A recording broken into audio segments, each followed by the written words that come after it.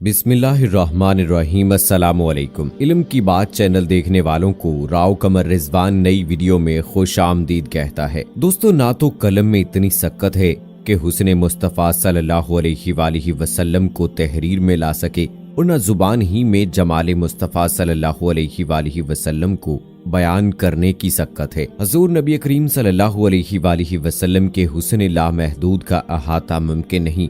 आप सल्लल्लाहु अलैहि वसल्लम के हुस्न की मिसाल तो बहरे बेकरां किसी है जिसमें कोई एक आध मौज उछलकर अपने आप को जाहिर करती है और दूर दूर तक फैले समंदर की गहराइयों में उतरना किसी के लिए मुमकिन ही नहीं। दोस्तों, आज के वीडियो में हम आपको रसूल करीम सल्लल्लाहु अलैहि वसल्लम के हुस्न के बारे में बताएंगे और एक बहुत ही खूबसूरत सा वाकया भी आपके साथ शेयर करेंगे। तो आपसे गुजारिश है कि हमारी इस वीडियो को आखिर तक जरूर देखिएगा और अगर आपने अभी तक हमारा चैनल इल्म की बात सब्सक्राइब नहीं किया है तो अभी सब्सक्राइब करें, साथ में बेल आइकॉन को जरूर प्रेस करें ताकि लेटेस्ट अपलोड होने वाली हमारी वीडियोस का नोटिफिकेशन आपको बर वक्त मिलता रहे। वीडियो को लाइक करें, शेयर करें अपने दोस्तों के साथ और कमेंट सेक्शन में अपनी राय का इजहार जरूर करें। दोस्तों, इमाम जरकानी रहमतुल्लाह अलैह ने एक वाकया लिखा है कि हुजूर सल्लल्लाहु अलैहि वसल्लम सैर करते हुए एक दिन बाहर किसी जगह तशरीफ ले गए। मदीना मुनव्वरा से कुछ फासले पर वहां एक काफिले ने पड़ाव किया हुआ था। आका सल्लल्लाहु अलैहि वसल्लम ने ऊंट देखे तो एक सुर्ख रंग का ऊंट पसंद आ गया। आप सल्लल्लाहु अलैहि वसल्लम ने पूछा, बेचते हो? उन्होंने कहा, जी बेचते हैं। फरमाया, कितने का? उन्होंने कहा कि इतने का सौदा तय हो गया। हजूर सल्लल्लाहु अलैहि वसल्लम ने फरमाया कि मैं सैर करने आया था, ऊंट पसंद आ गया, मैं बाकायदा खरीदारी के लिए नहीं आया था, इसलिए दे दो, कीमत भिजवा दूंगा। उन्होंने कहा, मंजूर है। हजूर सल्लल्लाहु अलैहि वसल्लम ने ऊंट पकड़ा और चल दिए। जब तक हजूर सल्लल्लाहु अलैहि वसल्लम नजर आते रहे वो देखते रहे। जब नजरों से ओझल हो गए तो दिल पर हाथ रखकर बैठ गए। थोड़ी देर बाद एक दूसरे से पूछने लगे। एक शख्स आया और ऊंट उधार ले गया। तुमसे किसी ने पता ही न पूछा। जब सौदा नकद हो तो पता पूछने की जरूरत नहीं होती। अगर उधार दें तो या कोई जान पहचान हो या कोई जामिन हो या कोई चीज गिरवी रखी जाए। यार, इतना कीमती ऊंट हमने दे दिया और पता नहीं पूछा। कोई पता ही पूछ लेता, किसी को होश न रहा। एक ने कहा, यार जब वो बात कर रहा था तो मुंह से फूल झड़ते थे, मैं तो बस यही देखता रह गया। दूसरे ने कहा, यार मैं तो उसकी आंखें देखता रहा। तीसरे ने कहा, मैं तो इसकी मुस्कुराहट को देखता रहा। कहने लगे, वो अपने हुस्न का जादू जगाकर कीमती ऊंट हमसे हत्या कर ले गया है। काफिले के सरदार की बीवी जो अब तक खामोश बैठी थी, खेमे का पर्दा हटाकर कहने लगी, मैं जमानत देती हूँ। क्या तू जानती है? कहा, जानती मैं भी नहीं, फिर जमानत कैसे देती है? कहा, जब तुम सौदा कर रहे थे तो मैंने खेमे की ऊंट से उसका चेहरा देखा था। इतने हसीन चेहरे वाला झूठ नहीं बोल सकता।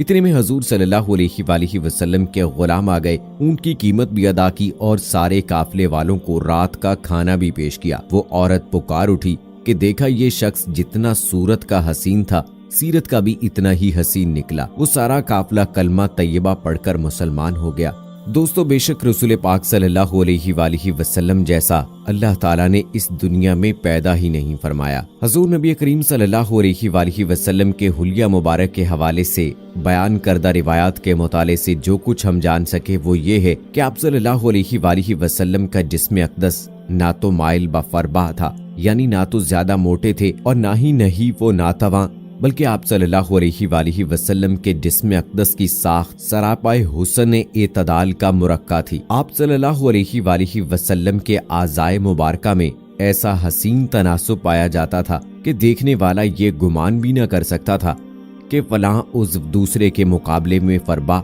या नहीफ है। आप सल्लल्लाहु अलैहि वसल्लम के जिस्म अतहर की साख्त इतनी मुतनासिब और कमाल की मजर थी कि उस पर फरबही या कमजोरी का हुक्म नहीं लगाया जा सकता था। फरबही और दुबलापन की दोनों कैफियतें शख्सी और वजाहत और जिस्मानी हुस्न वकार के मनाफी समझी जाती हैं। आप सल्लल्लाहु अलैहि वसल्लम सर ता कदम हुस्न मुजस्सम थे और ये फैसला करना महाल था कि हुस्न जस्दे अतहर के किस किस मकाम पर कमाले हुस्न की किन किन बुलंदियों को छू रहा है। सहाबा कराम रिज़वानुल्लाह मजमाइन नबी करीम सल्लल्लाहु अलैहि वसल्लम के सरापाए जमील और सूरत ज़ेबा के दीदार से اپنی آنکھوں کی پیاس بجھاتے تھے، اپنے من کی تشنگی کا مداوا کرتے، دیدہ و دل میں آپ صلی اللہ علیہ وآلہ وسلم کی محبت کے گلاب ہوتے۔ آپ صلی اللہ علیہ وآلہ وسلم کے دیدار سے انہیں سکون و طمانینت اور فرحت و راحت کی دولت نصیب ہوتی۔ حضور صلی اللہ علیہ وآلہ وسلم عظیم المرتبت اور باروب تھے۔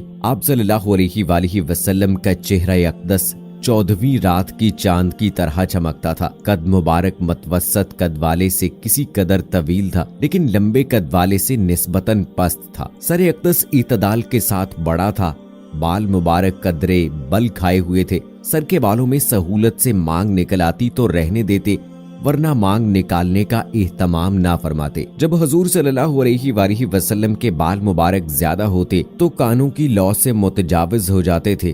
آپ صلی اللہ علیہ وآلہ وسلم کا رنگ مبارک چمکدار، پیشانی کشادہ، آبرو خمدار، باریک اور گنجان تھے۔ آبرو مبارک جدا جدا تھے، ایک دوسرے سے ملے ہوئے نہیں تھے، اور اس پر ایک چمک اور نور تھا جو شخص غور سے نہ دیکھتا وہ آپ صلی اللہ علیہ وآلہ وسلم کو بلند بینی والا خیال کرتا۔ آپ صلی اللہ علیہ وآلہ وسلم کی ریش مبارک گھنی تھی، رخسار مبارک ہموار اور ہلکے تھے، دہن مبارک اعتدال کے ساتھ فراخ تھا، سامنے کے دانتوں میں قدرے کشادگی تھی، سینے سے ناف تک بالوں کی ایک باریک لکیر تھی۔ آپ صلی اللہ علیہ وآلہ وسلم کی گردن مبارک اتنی خوبصورت اور باریک تھی جیسے کسی گوہر آبدار کو تراشا گیا ہو، اور وہ رنگ و صفائی میں چاندی کی طرح سفید اور چمکدار تھی۔ آپ صلی اللہ علیہ وآلہ وسلم کی اعضاء مبارک پرگوشت اور معتدل تھے اور ایک دوسرے کو مضبوطی سے پکڑے ہوئے تھے۔ پیٹھ اور سینہ مبارک ہموار تھے، لیکن سینہ اقدس فراغ اور قدرے ابھرا ہوا تھا۔ دونوں شانوں کے درمیان مناسب فاصلہ تھا، جوڑوں کی ہڈیاں قوی تھیں، بدن مبارک کا جو حصہ کپڑوں سے باہر ہوتا روشن نظر آتا۔ ناف اور سینے کے درمیان ایک لکیر کی طرح بالوں کی باریک دھاری تھی، اور اس لکیر کے علاوہ سینہ اقدس اور بطن مبارک بالوں سے خالی تھے۔ البتہ بازوؤں، کندھوں اور سینہ مبارک کے بالائی حصے پر کچھ بال تھے۔ کلائیاں دراز تھیں اور ہتھیلیاں فراغ، نیز ہتھیلیاں اور دونوں قدم پرگوشت تھے۔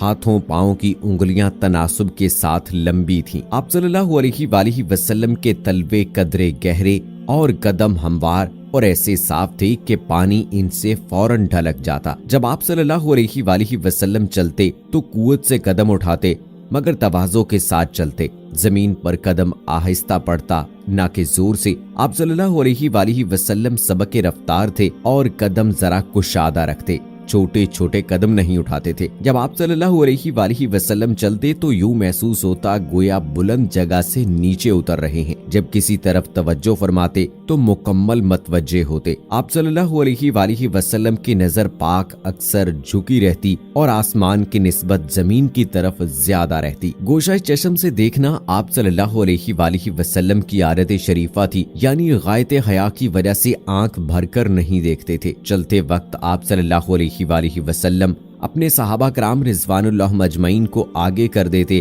اور جس سے ملتے سلام کہنے میں خود ابتدا فرماتے۔ تاجدار کائنات صلی اللہ علیہ وآلہ وسلم کے پیکر دل نشین کو اللہ رب العزت نے ایسا حسین بنایا کہ ہر دیکھنے والا آپ صلی اللہ علیہ وآلہ وسلم کے حسن و جمال کی حلاوتوں میں گم ہو کر رہ جاتا۔ اور دوستو، جو واقعہ ہم نے آج کی ویڈیو میں آپ کو پہلے سنایا، یہ بھی رسول پاک صلی اللہ علیہ وآلہ وسلم کے حسن کی وجہ سے تھا کہ وہ لوگ رسول پاک صلی اللہ علیہ وآلہ وسلم کے حسن کو دیکھ کر ایسے حیران ہوئے کہ انہیں کچھ سمجھ ہی نہیں آیا کہ ان سے کیا ہو گیا، اور سرخ اونٹ کو اس طرح سے انہوں نے بغیر کسی جان پہچان کے رسول پاک صلی اللہ علیہ وآلہ وسلم کے حوالے کر دیا۔ یہ رسول پاک صلی اللہ علیہ وآلہ وسلم کے حسن ہی کی وجہ سے تھا کہ وہ نبی کریم صلی اللہ علیہ وآلہ وسلم کی جس ادا اور جسم کے جس حصے کو دیکھتے بس دیکھتے ہی رہ گئے۔